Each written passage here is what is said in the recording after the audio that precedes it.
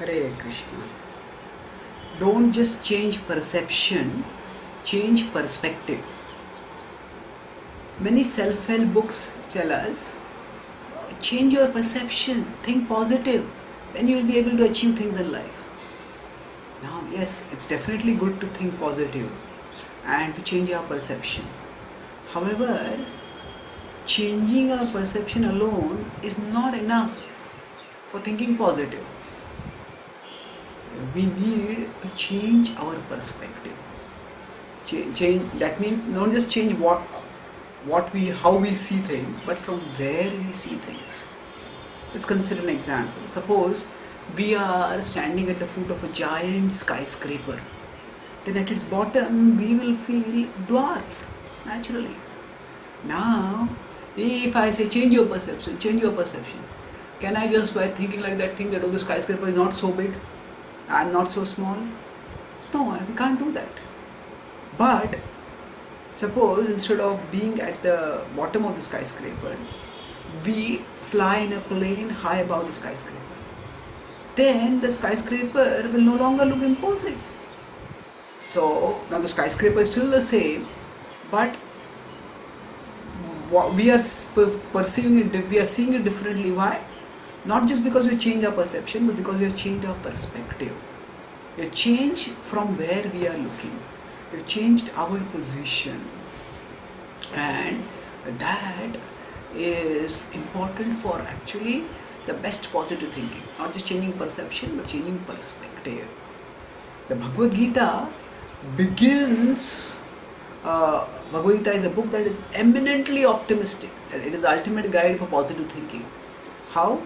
It changes our thinking not just by changing our perception, but by changing our perspective. The Gita explains right at this beginning that we are not the body, we are the soul. In 2.13 it is said, Dehi nosmin yatha dehe kaumaram yauvanam jara tatha dehantara praptir dhiras tatra namuhyati. So Dehi nosmin yatha dehe. And inside the body there is a Dehi, there is the soul. And the body may change from childhood to youth to old age to destruction, but the soul doesn't change. And one who knows the soul is not disturbed by such changes.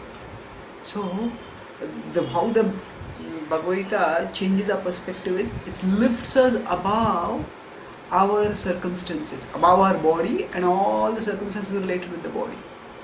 So it helps us understand when there are negativity all around us, when there are problems and threats all around us. The Bhagavad-gita tells us that actually there is none of these things can hurt us.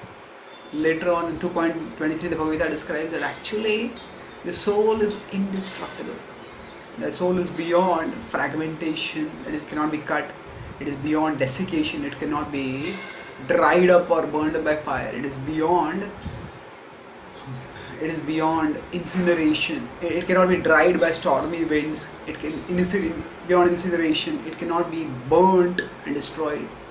And it is beyond dissolution. It cannot just be dissolved in water and destroyed that way. So basically the point is that even when a person is in an aircraft, the person will feel safe because whatever disturbance might be going on below, that disturbance is not going to affect the person in the aircraft. Now of course there is a possibility that somebody below may have anti-aircraft missile and may hit the aircraft.